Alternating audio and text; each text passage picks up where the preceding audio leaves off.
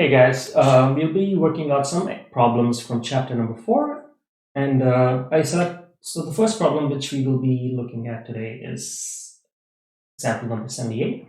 So this is a problem where you have a contingency table and the number of visits to the Sears store is tabulated, and whether the Sears store was situated in an enclosed mall or not enclosed, like a separate standalone store or a strip mall. So here we have around 705 respondents, and the whole table is given to you. And under the visits, you have 3 categories: often visit Sears, occasionally visit Sears, and never have visited Sears. Okay, and malls are again closed or unclosed.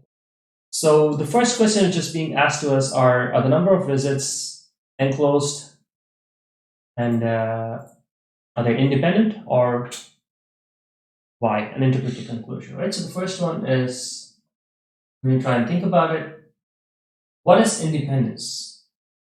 Okay, so independence is the idea where you have 2 figures, and 2 events, and both events have no overlap between them. So right over here between A and B, they have no overlap. So in order to check for independence, you could do it using 2 different ways. One is using your addition rule.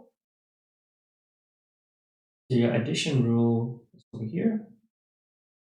So your addition rule is probability of A or B happening should be the equivalent of probability of A happening plus the probability of B happening minus the intersection between them. So during independence, if they are independent, this probability of A intersection B is going to be 0 because they have no overlap between them over here.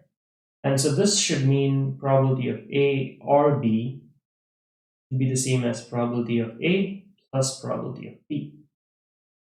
Okay, and if those 2 are satisfied, that means they are independent. Another way to try and check for that is using the multiplication rule.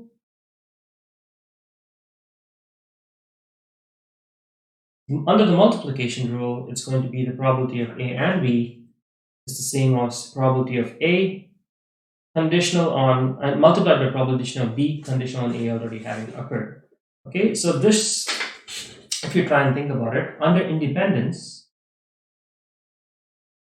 if they are independent, this would require that probability of A and B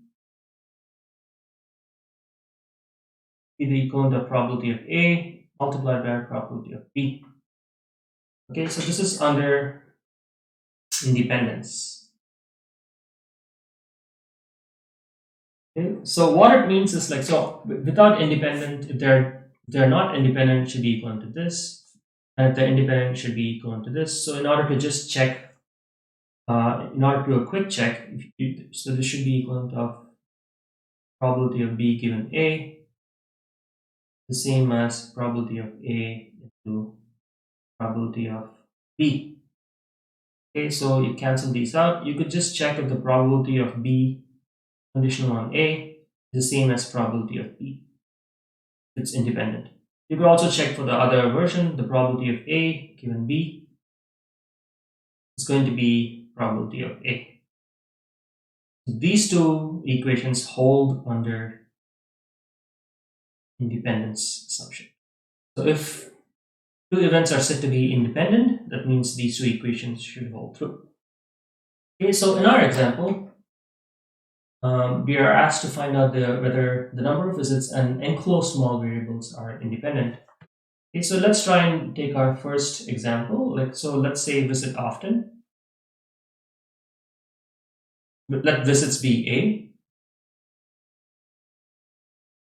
and enclosed mall variables be event B. If you could. Okay, so the number visit often and enclosed mall is B. So the probability of, you could try and think about let's try and do this equation let's try and do this over here. Okay, so this should mean the probability of A given B should be equivalent of probability of A. See, what's the probability of A conditional on B already occurring?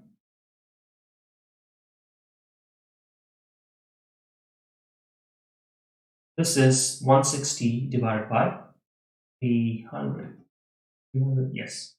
So given that it's an enclosed mall, what is the probability that they visit often?